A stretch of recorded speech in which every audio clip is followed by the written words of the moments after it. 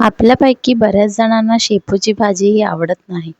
पण खरं तर शेपूची भाजी पौष्टिक आहे, पोषण तत्वांनी समृद्ध आहे, पचन सुधारते, मेंदूसाठी फायदेशीर आहे, बॅड कोलेस्ट्रॉल जी म्हणतात ती कमी करते, दाहविरोधक आहे म्हणजे अँटी इन्फ्लेमेटरी आहे, आपल्या डोळ्याची दृष्टी सुधारते, असे एक ना अनेक फायदे आहेत.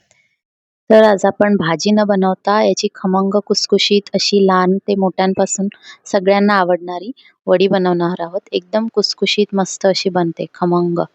चला पहिल्यांदा आपण इथे एक वाटण तयार करूया. त्यासाठी 1 इंच आलं, 7-8 लसणाच्या पाकळ्या, 2 हिरव्या मिरच्या आणि एक मोठा चमचा एवढा धने आणि थोडंसं मीठ टाकलंय 1 चमचाभर, जेणेकरून ते वाटायला इझी होईल असं. तुम्ही हे मिक्सरला देखील वाटू शकता. मी खलबत्त्यामध्ये वाटते आहे.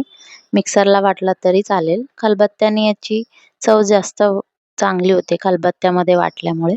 त्यामुळे मी खलबत्त्यात वाटते. तर हे वाटण तयार आहे. आपण शेपू जी धुवून घेतली होती ती व्यवस्थित बारीक चिरून घ्यायची. आणि एका भांड्यामध्ये आपण हे काढून घेऊया. त्यामध्ये एक वाटीभर म्हणजे मी कपनी घेते. 1 वाटीभर बेसनाचं पीठ घेतलं आहे. त्याच्या अर्ध्या वाटी एवढं ज्वारीचं पीठ घेतलं आहे. तुम्ही इथे तांदळाचं देखील टाकू शकता. पण मी तांदूळ अव्हॉइड करते आहे इथे. त्यामध्ये 2 मोठे चमचे तीळ, अर्धा चमचा हळद, 1 चमचा जिरा पावडर, अर्धा चमचा काश्मीरी लाल मिरची पावडर आणि 1 चमचाभर ओवा असं हाताने क्रश करून टाकते. आणि जे आपण वाटण बनवलं होतं ना, ते देखील यामध्ये टाकायचं.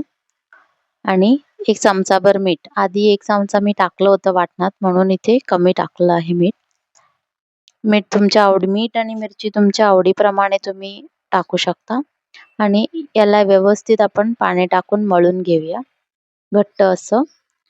आणि यामध्ये थोडंसं आपण तेल देखील टाकणार आहोत. ते थोडं मळून झालं की आपण थोडंसं तेल टाकूया त्यामध्ये, जेणेकरून ते एकदम आतून खुसखुशीत बनेल वडी आपली. हे पहा, आता थोडंसं तेल टाकते. थोडंसं तेल टाकून व्यवस्थित मळून घ्यायचं आणि लगेच याला वाफवून घ्यायचं. याला वाफवून आपण वड्या बनवणार आहोत. तुम्ही जर थोडंसं पातळ पीठ करून डायरेक्ट ताटात पसरून वाफवलं तरी देखील चालेल. इथे मी असे गोल गोल वड्या बनवून याला वाफवणार आहे. अशा गोल गोल बनवायच्या, जसं आपण कोथिंबीर वडीला बनवतो तसंच, फक्त थोडीशी पद्धत वेगळी आहे. याला आता आपण वाफवून घेऊया. एका पॅनला थोडंसं तेल ग्रीस करून घेऊया, जे स्टीम करणार आहोत ते. आणि इथे मी आधीच पाणी गरम करत ठेवलं होतं. थंड पाण्यामध्ये डायरेक्ट न ठेवता आपण जर गरम पाण्यामध्ये ठेवलं तर ते जास्त चांगलं वाफून निघतील वड्या. आता याला 15 ते 20 मिनिटं वाफूया आणि एकदम गार झाल्यावर याला बाहेर काढूया. हे पहा, मी सुरी टाकून बघते, ती चिकटत नाही म्हणजे ती व्यवस्थित आपल्या वड्या शिजल्या आहेत. वाफल्या आहेत. आता याला कापून घेऊया. ते पूर्ण गार झाल्यावरच आपल्याला कापायचं आहे. इथे थोडं थोडं माझं तुटलं आहे, पण ते परत जोडलं तरी जोडेल असं ते सॉफ्ट आहे. हे पहा, व्यवस्थित आपली वडी बनली आहे.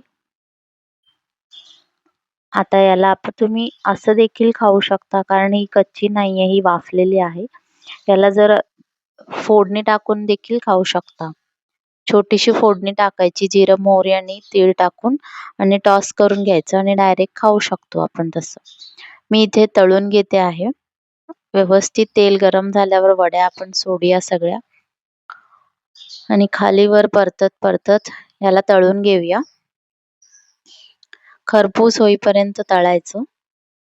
व्यवस्थित सोनेरी रंग येईपर्यंत तळून घेऊया. हे पहा, वड्या तयार आहेत. प्लेटमध्ये काढूया. या वड्या तुम्ही सॉस सोबत खाऊ शकता किंवा हिरव्या चटणी सोबत खाऊ शकता. रेसिपी आवडली असेल तर लाईक, शेअर आणि सबस्क्राईब करा चॅनलला. पुन्हा भेटूया. Thank you.